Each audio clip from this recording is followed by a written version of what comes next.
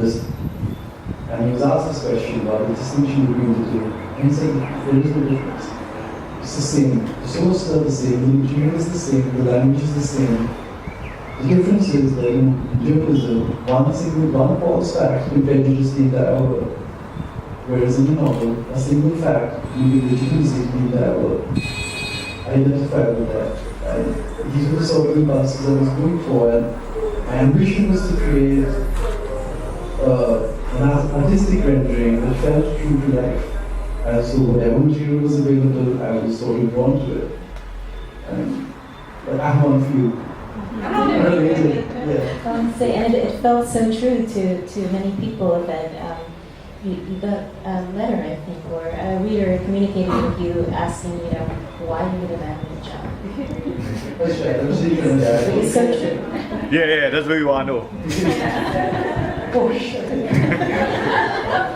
But you have been so successful at creating this illusion, creating confusion about things like that. Question goes to my mind.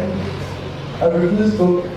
It happened in Trinidad, which is my first event in the Caribbean, and the lady came up to me and she said very nice things about the book, but I got to ask you this, why you leave people behind? We thought you were better than that. And this messed me up so badly in my head. I couldn't sleep for weeks after, and I thought of all the different ways that people would have read the books and their mediations of my text, and was not a happy place to be in at all. But the short answer is, no, there is no jam. Yes, I met plenty of people, characters, real life characters in those circumstances. Young mothers, abandoned women, people who are this sort of gender dynamic and how it might affect their lives and their impulses. And I saw it in a number of relationships. And I had, sometimes I had very close women who were husbands who were about 60 telling me about the young thing with them. Sometimes I saw men who talked about girls they had and how the sort of dynamic of those relationships were. I met a girl yesterday who had also met a friend when I was here, who had her first child at 18, then one a few years later, her husband left her, and then she's got she's relying on someone else now. It's really sort of affected her with confidence, and she was talking a little bit about it. And basically, I wanted to be able to dramatize this thing. Too successfully or not successfully enough, I don't know. But these are the crevices that fiction allows you to go into. And if that's not what a novelist does, then what is it that a novelist does? A novelist's job is not to prescribe, not to hold forth, not to tell you, no, do not abandon the girl, or no, do not do this, whatever. I think the novelist's job is to go in there and sort of explore to see what might happen. Anyway, what I wanted to ask you is that just a little bit before I read your book, I read this novel. It's called The Buddha and the Attic. It's by American-Japanese author called Julie Otsuka. Beautiful, slim novel. It's about Japanese picture brides who were sort of imported from Japan into the American West Coast to partner Japanese men working there. The early part of the last century. They never met these people just by looking at photographs. People have selected girls and girls have been shipped. And it's the story of their crossing, as you say, and their arrival, their lives in America, until the point Pearl Harbor happens and the Japanese are made to disappear from the American West Coast. And she uses this device she uses the collective first person for her narrative voice, we. And the entire book is in we. So what she's done in effect is sort of amalgamate the collective individual stories of these hundreds of lives, picture brides, and put this into this very powerful collective narrative. And when I read your book, I realized you had done brilliantly quite the opposite. You took a sort of a chunk of collective history and then you're taking out its individual strands, rescuing them, building them as many as you can, as much as you can, giving dignity and life to each one of those strands. And I wondered whether it was the sort of when I read that and I looked at the bibliography of the novelist's book, and I wondered whether that was because she had so much material to work with, whereas you must have felt the responsibility of laying the ground, as it were, of a subject much less researched. Yeah, I absolutely did feel an ethical responsibility to tell the stories of indentured women. It's not as though the story as a whole hasn't been told before.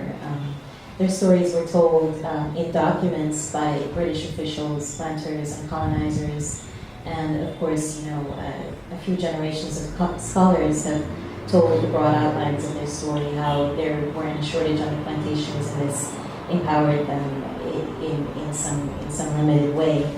But where I think my approach is different, the approach of a journalist is it's sort of like the difference in the two positions of an accordion, if you will. When a historian or a sociologist, someone who is trained in this way, belongs to the academy, goes into the archives and looks at the stories of all of these women, what he or she will do is look at all hundreds and hundreds of stories and compress so that they can make one or several overarching analyses. What I do that's quite the opposite is pull out the accordion and to let those individual stories breathe as much as possible. To focus on the narrative. Not that there isn't analysis in my book, there is analysis, but the focus is on the storytelling and the narrative. And the density of I welcome the density of detail because I felt that if I could tell, each individual story with as much fact as possible, I would be doing the moral thing. That in a way, a fact is a moral thing. But at the same time, there's certainly a limitation to the material in the archives. While you might have colonial officials telling the stories of women on the plantations, their role in uprisings, etc., you do not have their stories in their own words because they didn't leave behind their own paper trail, letters and diaries and so forth. In that sense, I felt yours was work of imagination as well as work of history. Right, because there are so many gaps and silences in the archives. I really had to be creative and use strategies such as asking questions to the point that it might become annoying to a reader or two. And I actually took my cue from a work of fiction, from a short story by the American writer Donald Barthelme. He wrote a short story called Concerning the Bodyguard. It's written from the perspective of a bodyguard who protects a politician in an unnamed Latin American country. So you have to realize that from this man's perspective, the world is fraught and full of uncertainty and questions. He sees a woman walking down the street. He will think, who is that woman? She's got a handbag. What's in that handbag? Is there a bomb in that handbag? So the story was written almost entirely in question form. There may have been one or two statements in the entire thing, and I figured, well, if he could do it, maybe I could do it too, as a rhetorical strategy. And also, I'm obviously located in this history. I'm not outside of it, and I have an attitude towards the archives and the things that are missing in them. So I thought, the questions could also be playful, have a certain brazenness at times, some attitude. But my work was definitely informed by works of literature. Mahati Das was instrumental to me, especially her poem Beast, in the writing of the final chapter, which is about the violence against women in Guyana today. And there's also a historical chapter about violence against women. And she has this really, really very powerful image of the dismemberment of statues, the dismemberment of women's bodies, the dismemberment of colonialism. And I thought, oh my God, what is that if not progress at work?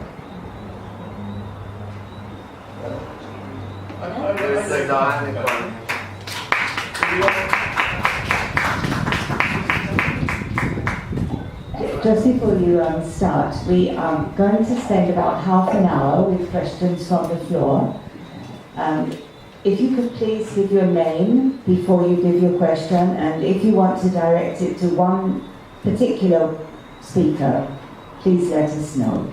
So please go ahead. This is for in your research you were doing, my name is Chico Behari. In your research, why is it during that period of education no Indians who who came from India. None of them were equipped with the ability to write, to read, to record. There were a few who were literate in Indian languages, and there are two memoirs of indenture. Both of them were written by men. One came out of Suriname, one out of Fiji. But there are no memoirs by women, certainly. There's a text that came out, a very exciting text that came out of Guyana, written by an indentured man on plantation golden fleece in 1916, called Damara Fag Bahar. It's a pamphlet in Hindi of Pagwa songs, but it also contains some autobiographical details about his life as an indentured laborer on a plantation, the routines of the plantation, the figure of the overseer. But there is very limited material in the voice of the indentured themselves. The other question I have is the problem, of course, in my family, and that is the Indians that came over, recorded their names. Did you find, like in my case, my name is Bahari, but the first recording was Bahari, the second recording was Perry, the third recording was I can't remember, and my father did a depot, and he said, okay, my name is Edward Bahari. Because there were too many confusing aspects, also known as, there were three also known as. I mean, there were many mistransliterations. My great-great-grandmother her name was recorded on her immigration pass as Shiojari, but in Guyana she was called Sujaria, and I went to the village that she listed on her pass in Bihar, and I found a family that claimed her and me, and they said, that wouldn't have been the name, it wouldn't have been Sujaria, it wouldn't have been Shiojari, it would have been Shiojaro, follower of the god Shiva. Thank you. Well, There's someone in front here. Swami. Yeah, I'm Swami Achyutananda.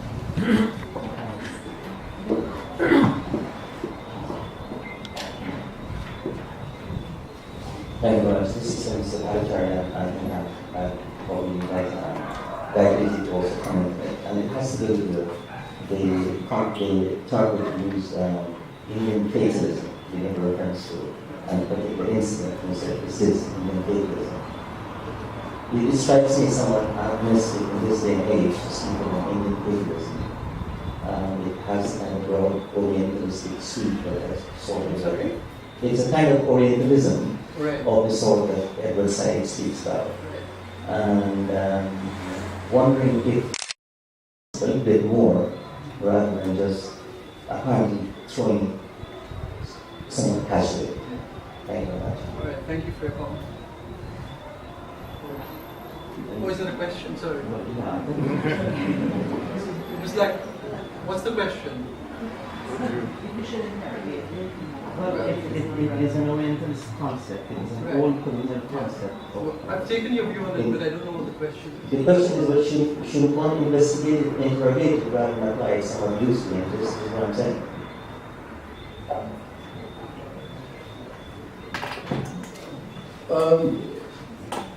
I think if it was the narrator was a scholar, maybe yes. But the narrator, being who he is entitled to have loose opinions on these matters.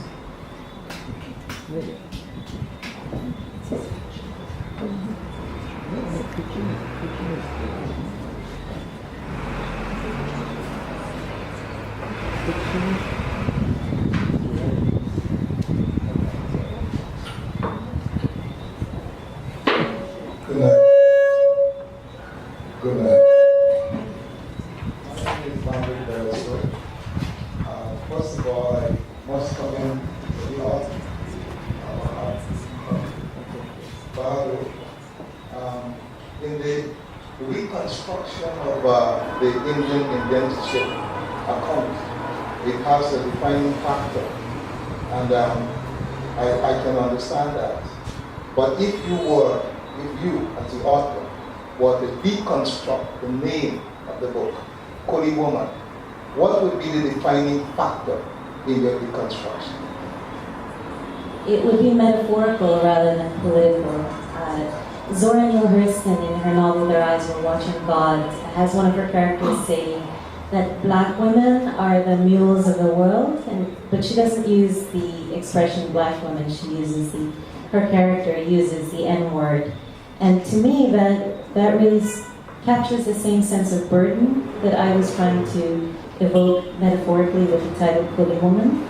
A kuli comes from the Tamil word meaning wages or hire, and it was initially applied to laborers at the docks. The Portuguese gave the name to laborers at the docks, and in the subcontinent today, it's the term used for people who carry bags at the railway. So it has a sense of burden, of carrying the burdens of history. That is the way that I mean it.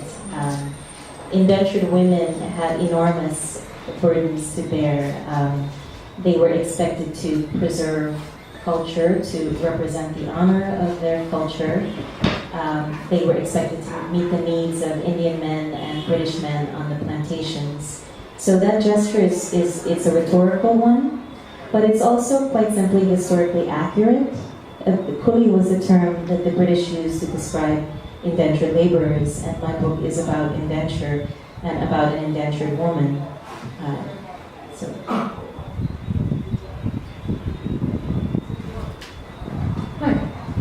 This question might apply to both of you. My name is Stephanie Mackenzie, and I'm a visiting professor from Canada.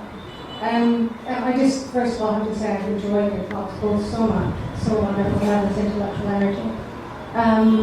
But my question is really a research question, and I'm interested, I've seen your textual acknowledgements, Deidre, where you note that you've worked at Walter Rodney Archives, the British Public Library, etc. And I'm wondering if you can speak to, from a bibliographical perspective about holdings and like the richness of different collections, the strengths of different collections, and also maybe the challenges. For instance, you mentioned one very important record just a moment ago that you found in Guyana. In terms of scholars maybe working in this area or others, why would one come to Guyana to do research in particular? What are the strengths of the holdings here? What are some of the problems? What does one find in terms of strengths in London? So if you could speak perhaps from a bibliographical perspective. That pamphlet actually is in London, in the India Office Library, unfortunately. There is material that I found here that was unique. Some notes on the uprising at Nonpareil Plantation in 1896 that I found here, but not in the UK. Mainly what's here are the ship manifests with the immigration passes of everyone who came over. And they can be mined for personal reasons if people are interested in tracing where exactly in India their ancestors are from. But I think that there's a lot of potential to also mine them for a more kind of macrocosmic view. And that's what I did with the book on my great-grandmother's ship, the Clyde, in 1903. An archivist sort of surreptitiously let me go through. She wasn't allowed to, but let me go through every immigration pass. Everyone else was out to lunch, so I did that. I looked at every immigration pass of every woman on that ship, and looked for whatever detail I could find on them. One of them was hermaphrodite, for instance. One pass indicated that a farmer from Mirzapur was traveling with 4 girls who were identified as his daughters, but it seemed kind of fishy to me. And one of the questions I asked is, could that man possibly have been trafficking those girls? So, there is creative work that can be done with the archives here. I think that there's sort of a missed opportunity to digitize those archives and make them broadly available to people both inside and outside Guyana, because it's very hard to work with them in the condition that they're in right now. Thank you.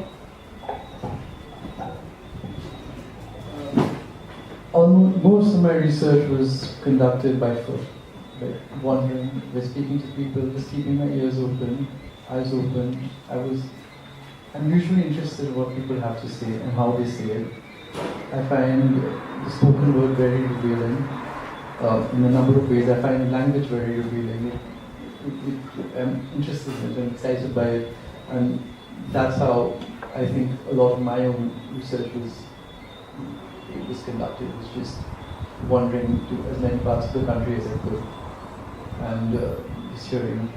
But it's interesting, I did spend some time in the National Library. I would go there and look at all manner of things, and nothing very specific. I would buy little books from a second-hand bookstore. The second reading you did, in which you talk about relying on the bed, and thinking about the friction that abandoning your cast thread had, or the narrator is thinking of friction that causes in the household to abandon the cast thread. And in my research, I actually found references to indentured immigrants at the depot, at the Hooghly River, abandoning, throwing away the daga, discarding it into the river, because if they were known to be Brahmins, they wouldn't be allowed on the boats. There were actually official instructions to ban Brahmins from the ships.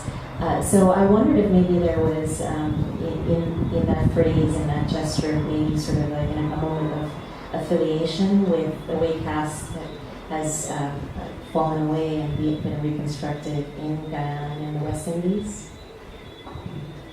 Yes, and I was actually exhilarated when I saw that detail in your book, because I hadn't come across that in any of my research. But of course I was familiar with the idea of what this would have done to caste. It would have been very anxiety-making for the immigrants at that time.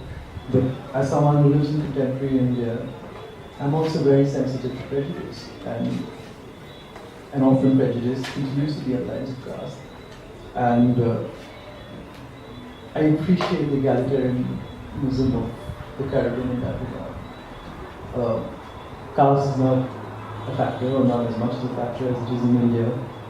I was gesturing towards that, and caste is not something that it's not only caste, to be fair. Discrimination in India is sort of pervasive at many different levels, and prejudice is, and I've grown up with that, and maybe I am so sensitive to it. This question is for Gayatri. My name is Dion Fries. I was glad that you mentioned you had an oral history from a lady in Trinidad. There was someone from New York who came a few years ago who also did like you. She traced her roots back to India, and I think in the film, the clip, she had a couple of older people as well. And I just wondered, how long ago did you start your research, and were you actually able to find it in Guyana, any of the older people? Because it's interesting, because I'd gone to Ottawa, and in the Museum of Ethnicity or something, they're actually, I was really taken. They've got pictures of people, little clips of people recording their lives, you know, and I thought that would have been a great idea for Guyana, but I just wondered. This Maharani story was not told to me.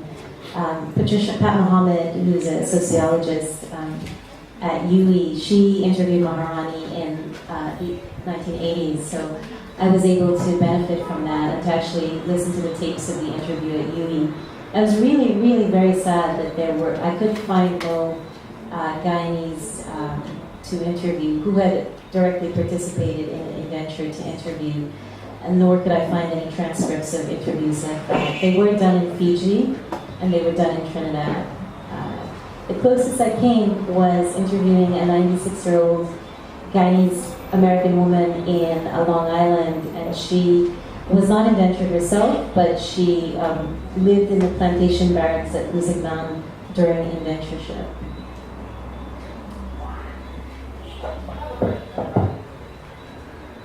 Microphone.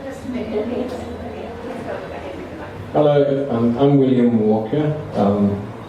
I'd just like to say how much I enjoyed Rahul's book. I haven't read your book yet, Gayatri, but I definitely will. I'm sure it's going to be fantastic.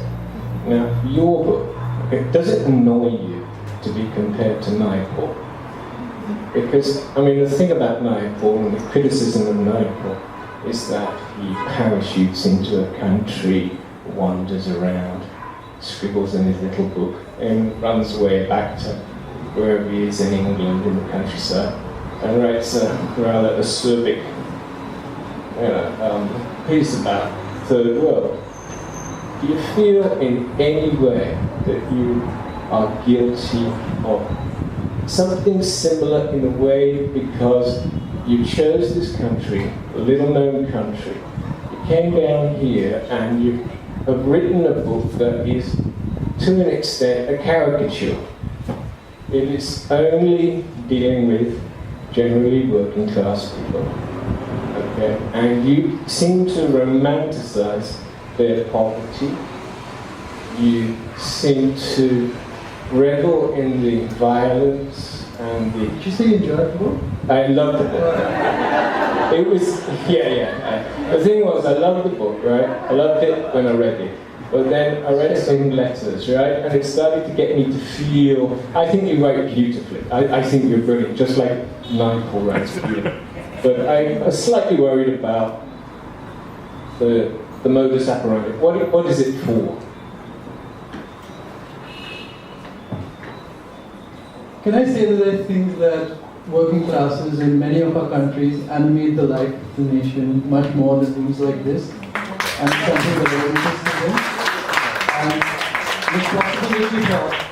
it's possible that you thought that I'm caricaturing them, and that's your privileges.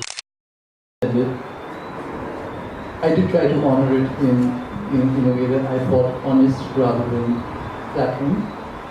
I tried to pay attention, and I was genuinely curious about them. And I think gatherings like this in India or in the Caribbean have within themselves a slightly false idea of the world we live in.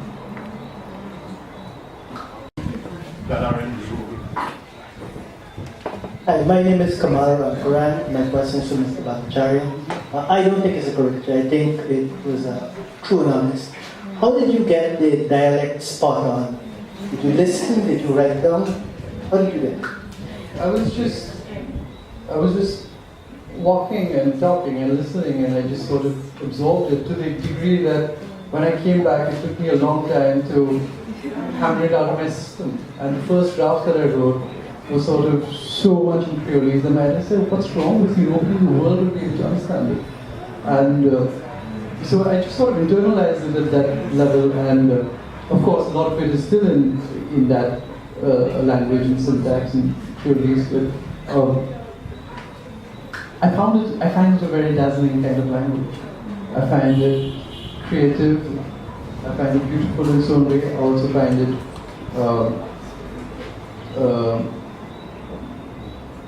sort of dramatically direct. I wanted to be able to sort of honor it, but I don't know how it happened except for the fact that I kind of loved it. So. We'll just take two more, please. Two more. Thank you. I'm Malcolm DeFreitas. First, I want to comment. I think we have a misunderstanding in terms of the development of the oral history in Guyana. Much of it was recorded. Myself, John Agard, a whole group of us were doing that in the 70s. Whether it still exists or not, it's another matter. But maybe you from the outside can tickle the administration and find it. I just want to say that. You spoke. Well, the question I want to deal with, you're two writers coming from both different sides of the level of faction. And I want to know if you were being led by the story or you were injected into the story as the story developed. And if so, why?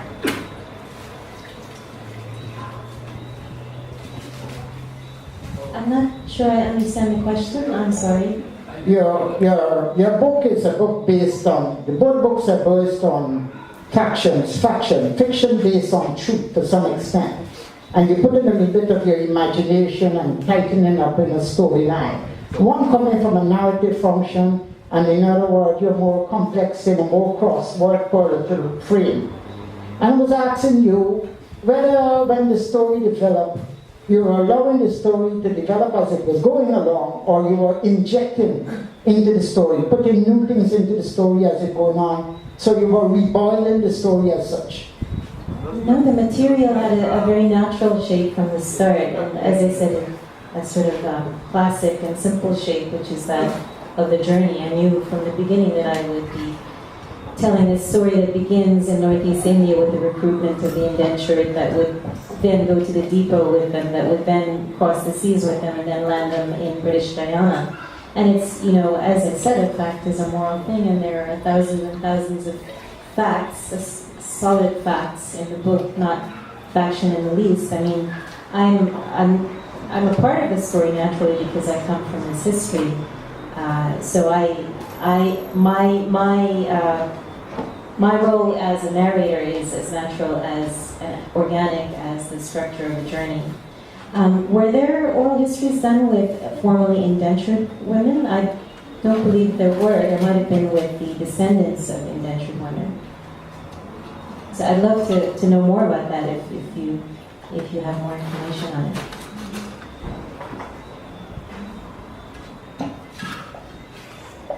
Many of those stories that we travel all over Guyana in that period, and we did a lot of stories. Some of them on indentured, some of them were women too. I could think you remember about 3 of them at least. Whether those tapes exist, as we then learn at this point, we just don't know. I've heard about that Lakshmi Kalicharan had collected some of these histories, and sadly they all went up in flames when her home burned down. So it's tragic to me. I wish that those interviews were there for me to draw on. I'm not being political. Yes, good evening.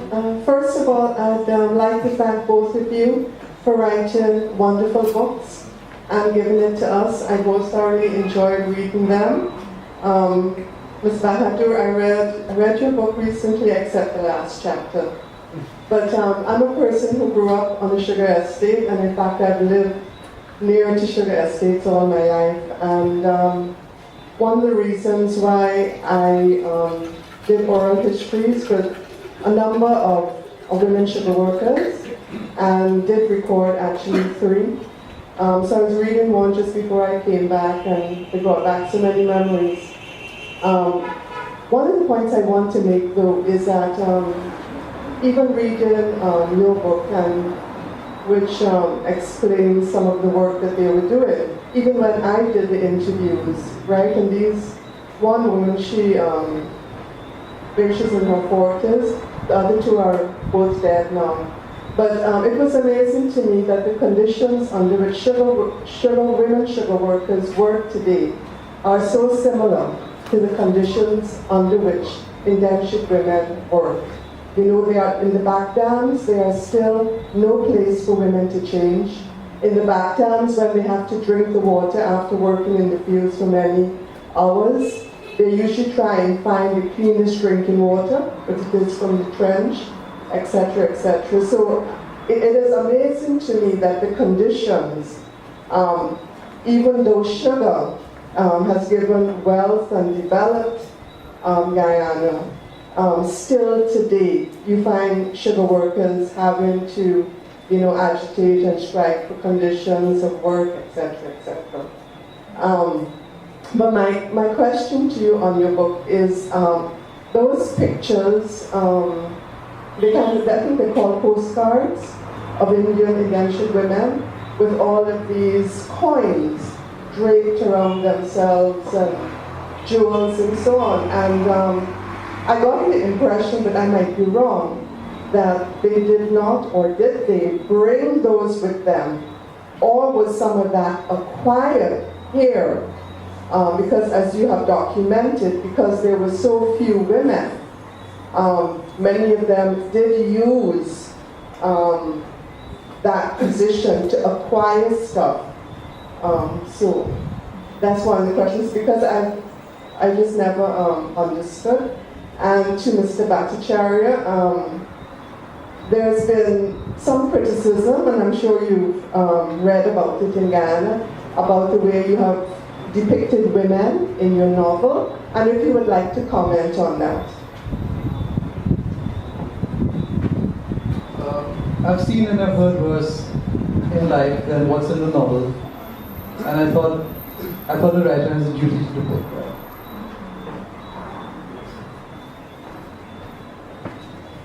It's descriptive more than it is prescriptive. If anything, it's a critique. And I mean, this is true not just for Guyana. I mean, one also has to think of these books as books that belong, not ideas of misogyny or discrimination. These are things that exist everywhere. And I think writers writing which aspires to be universal shouldn't shy away from it. And I think of it myself as a critique of a certain kind of masculinity and of a certain kind of gender relations. I'm always happy when readers recognize that. It sometimes disturbs me that other readers don't think it the way I have sort of I've conceived it in my head and offered it as writing something and think of it as prescriptive or pejorative of whatever they might think my motivations are.